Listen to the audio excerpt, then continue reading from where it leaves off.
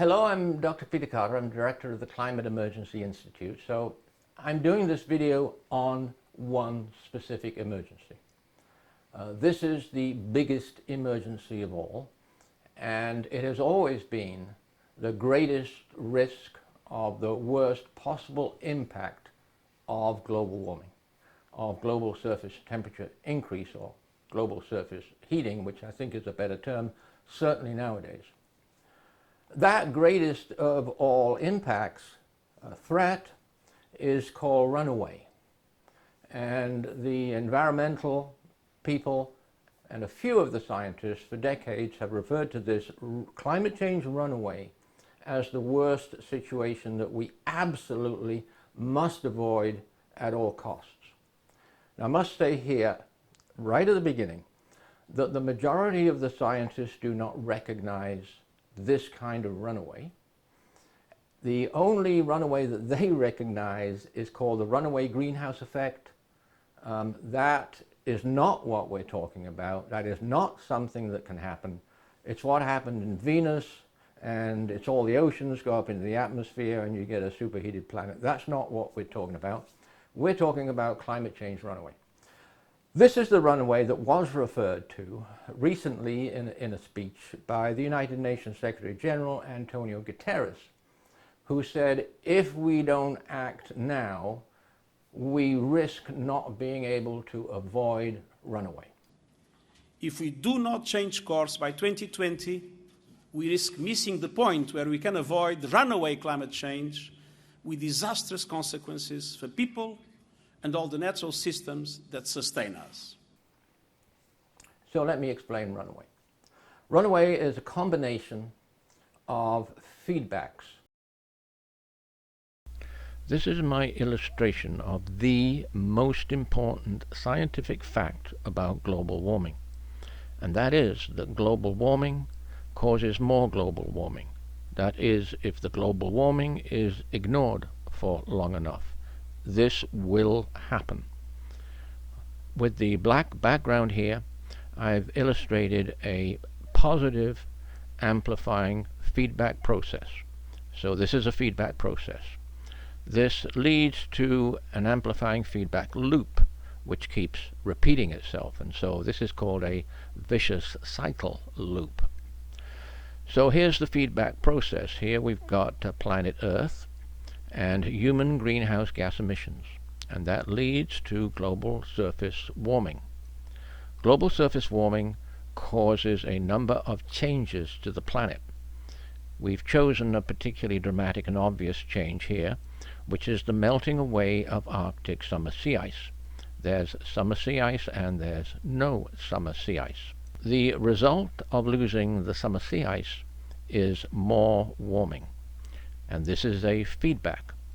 So the planet with no cooling summer sea ice will lead to a planet with more global warming. So global warming causes more global warming. And on the planet we have enormous sources of feedbacks.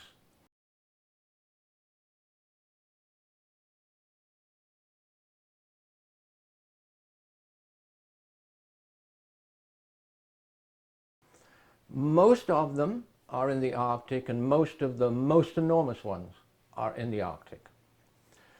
So feedbacks are, and I'm talking now about what the science calls positive feedbacks, which are positively bad. I'm talking about amplifying feedbacks. To put it very simply, global warming has an effect on the planet which increases global warming. That's long been known, and that is inevitable at very risky levels, degrees of global warming, where we find ourselves at today.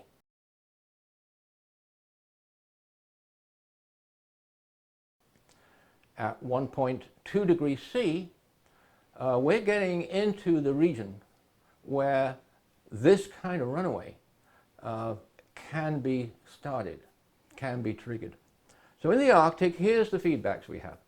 Arctic summer sea ice, as Arctic sea ice is melted away by global warming, it loses its reflectant cooling effect on the Arctic and the temperate northern hemisphere, and instead that cooling effect is replaced by the dark open ocean absorbing heat.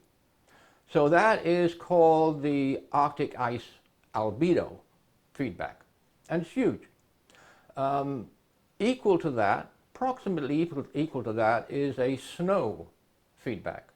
As the snow in the far north melts back earlier and earlier, we have the same situation. We have less of the reflection of energy away from our planet back out to space, and we have more being absorbed by exposed rocks, mostly in this case, underneath the snow.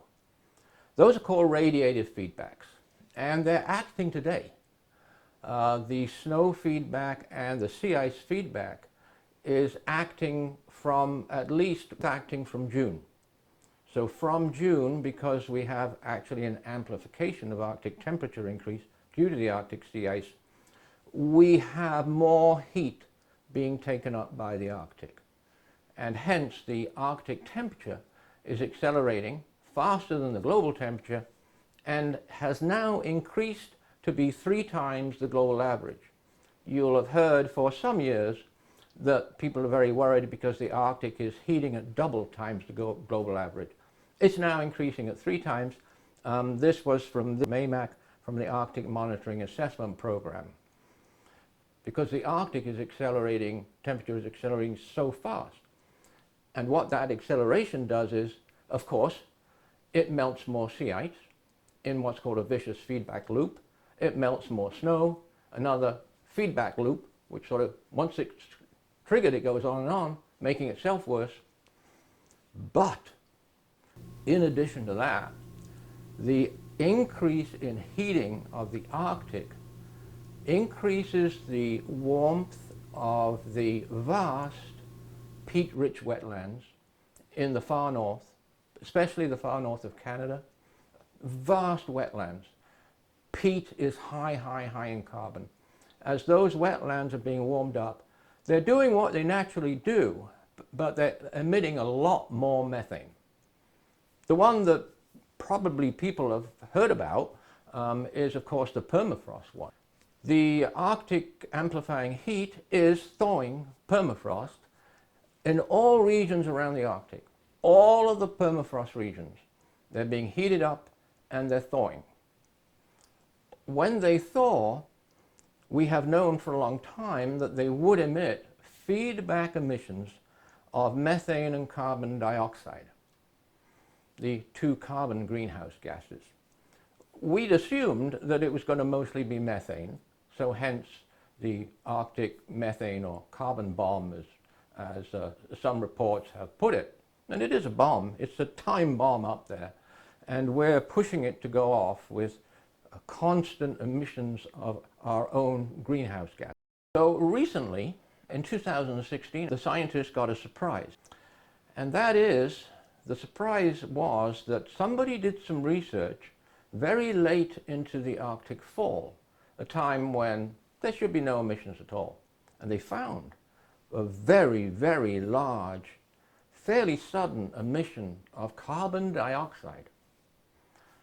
So they worked out how much carbon dioxide was being emitted by the warming Arctic, as well as how much methane were being emitted, and they found that switched the Arctic from a carbon sink, which has been for hundreds and hundreds of years, from a carbon sink into a carbon source. Now, because our emissions are driving the Arctic amplification further and further and further, that Arctic source that has now been triggered will increase and increase and increase. So, you know, some of the scientists say, well, yeah, but it's a very small amount of methane, it's a very small amount of CO2 compared to human emissions. That is not the point. The big fear from all of my environmental friends going decades back is that we would allow feedback emissions to get triggered. So we've delayed, governments have delayed, corporations and their denying campaign have delayed anything to put emissions into rapid decline for so long, since 1992, for heaven's sake, when the signing of the UN Framework Convention of Climate Change was a sign that all governments realized that we were in a very, very serious position. That's a long time ago now, isn't it? In addition to this combination of CO2 and methane, the scientists also found that nitrous oxide was being emitted. Now, the research on nitrous oxide is done in just a few locations. You only get so much money to research climate change. But every location that they researched, they found it was an unexpectedly large amount of nitrous oxide. That's the Arctic. The other sources of feedback are the other wetlands. And those are tropical wetlands. They're rich in peat, very, very high in carbon. If they're warmed up, they do what they naturally do, which is to emit methane, but they emit more and more methane. Right? The one I suppose that most people will have heard about and should have been most scared about, although it mystifies me how people are not scared about climate change. I mean, I've stopped trying to figure that out, you know. The other one, of course, is the Amazon. Now, the Amazon, as we all know, is a massive rainforest which has a vast amount of carbon tied up in the trees, in all the biomass. Well, the Amazon, of course, has been under constant assault for decades. The Amazon has been cleared from the south, going up towards the north, further and further and further, nearly all for making pasture for livestock and also for growing feed for livestock. The Amazon is being cleared. As it's being cleared, it's being burnt. So these fires, the vast fires that got reported from the Amazon, they're intentionally set. Now, of course, they're set in a context of global surface heating, so they're probably spreading way out of control. They were massive this year. It's not hard to understand that when you see the NASA images of these vast plumes of smoke coming out of the burning Amazon forest. That has become so advanced now, the clearing, the degradation, the burning, that the Amazon carbon sink has tipped. Something that scientists, I guess reasonably, thought could never ever happen.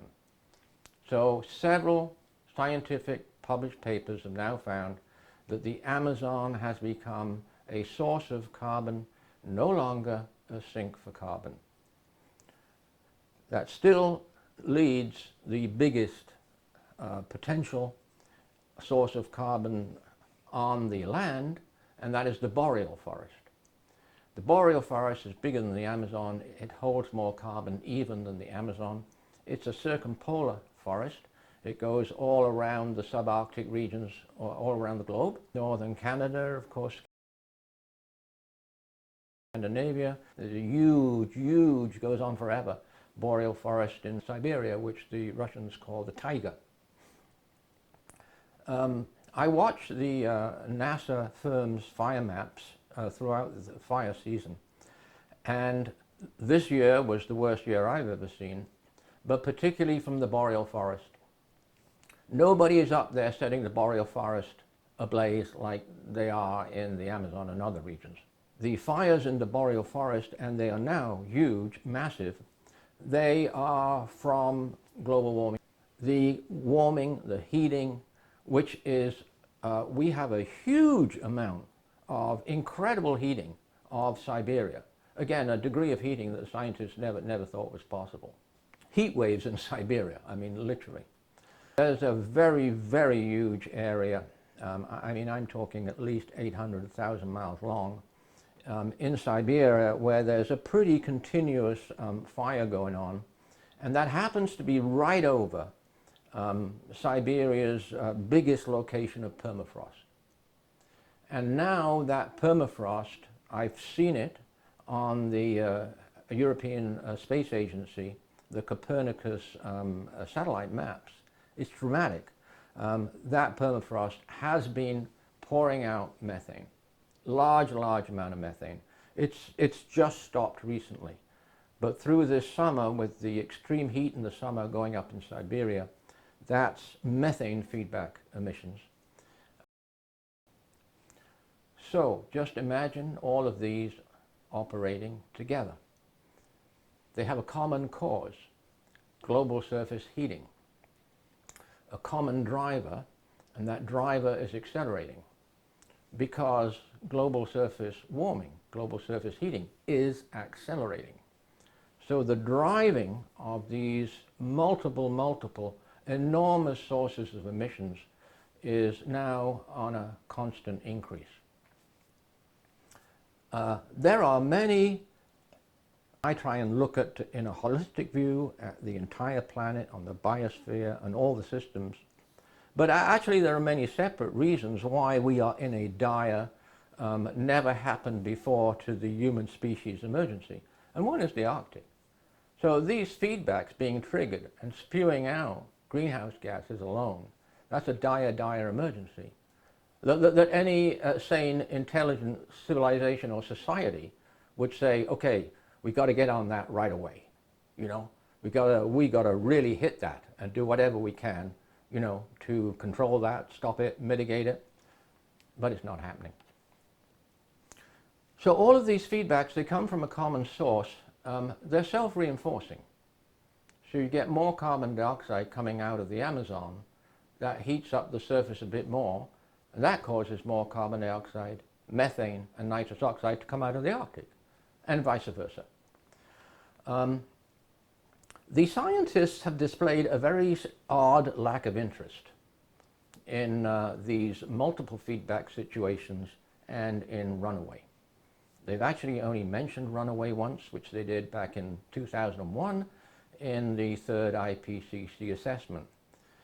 These big sources of runaway were in the fifth assessment in 2014, and they were described a little oddly as changes that could have an effect on climate change. They should have called them feedbacks, for heaven's sake, and it would have been obvious what they were. This year, from what I've seen of the of the sixth assessment, I hardly see it in there at all.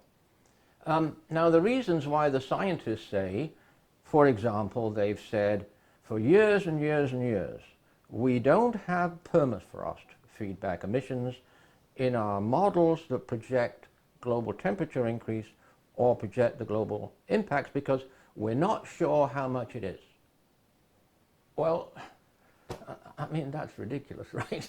I mean, you know, they've got a range of numbers, right? For heaven's sake, you can plug in one number because you know that it's going to be more than what you're publishing, right?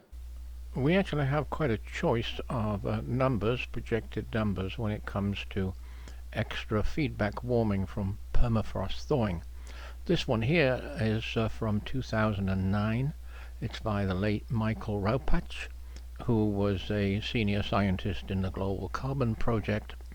And this is the only one that I have where a list of sources of extra warming is given with future estimates. This is for an A2 scenario, which is 4 degrees C from pre-industrial. And these are the added sources of carbon feedbacks and carbon sink failures as well. The permafrost estimate is for methane, and that's 1.1 degrees C. The total feedback estimate by 2100 is 3 degrees C, which will be on top of the 4 degrees C. And that's up to a possible upper range here, 3.7 degrees C. This is a study on permafrost thaw, extra warming, which I've taken up to 2100 here. It was published in September 2012. The title, Significant Contribution to Climate Warming from the Permafrost Carbon Feedback. This is the worst case 8.5 scenario. I've taken it up to 2100, and this is the global temperature, the extra global temperature on top of the projected global average surface warming by 2100. I've just pointed out here the year 2025 because you can see that by this year the permafrost feedback is beginning to kick in and have an effect on the global temperature increase. The result of this study for this worst case scenario is another 0.4 degrees C, and that is up to the upper range of 0.6 degrees C, coming on top of the 4.3 degrees C warming by 2100. This projection is from the IPCC from the 5th assessment in 2014, and the text here is very significant. It's in answer to a question: could rapid release of methane and carbon dioxide from thawing permafrost substantially increase warming, that is global warming? So the text here: should a sizable fraction of this carbon be released as methane and CO2, it would increase atmospheric concentrations, which would lead to higher atmospheric temperatures, that in turn would cause yet more methane and CO2 to be released, creating a positive feedback which would further amplify global warming. And so here is the IPCC describing the science that makes it absolutely essential that the extra warming from amplifying feedbacks such as permafrost here is included in the assessment, and makes it so incredible that even by this time, 2021, the extra warming from all of these large sources of feedbacks are not included in the IPCC projections for future global average surface temperature increase and their impacts. The estimate of the future warming by 2100 again is high in this case. It's given up to 350 picograms of carbon or CO2 equivalent. That would be all the greenhouse gases, and all three are being emitted by thawing permafrost. And if my calculation is correct, this would be an additional 0.8 degrees C. So this is really bad. I see this as really bad on the point of view of the scientists. I see it as real failure of science, because obviously the single most important impact of global warming is the effects of global warming making global warming worse, particularly when global warming is accelerating and you trigger these feedbacks. It's only going to boost the rate of acceleration. So the first thing you should be having in your assessment, right, is all of the feedbacks. So I've got all the feedbacks on my website, so you can certainly go. I spend a lot of time with the images and trying to explain, you know, where the Boreal is, where the Arctic wetlands are, where the permafrost is. But I've been very, very disappointed in this respect from what I've seen of the 6 assessments so far. Governments, the absolute main thing that governments must be made aware of is the existence of these feedbacks and the state of the feedbacks. You cannot do a state of climate change without including as a priority the state of the feedbacks. But the scientists, because of their models, don't do that. There's no excuse to my mind. Yet another, perhaps the most compelling reason why governments must do what scientists have been telling them to do for years, which is to put emissions into immediate rapid decline, as the just published IPCC 6th Assessment Working Group 1 said, not only in the news release, they said it in a slide presentation, and they said it in the text of their papers. Because if governments don't do this right away, we're finished. There's no adaptation to multiple inter-reinforcing feedbacks. Some of the papers say they describe them as cascading feedbacks. Some of the papers, Duarte, for instance, a few years ago, described them as a domino effect, which I thought was a pretty apt definition. Those are the impacts that we have, our governments have to act on most immediately. They are very, very scary. They are literally terrifying.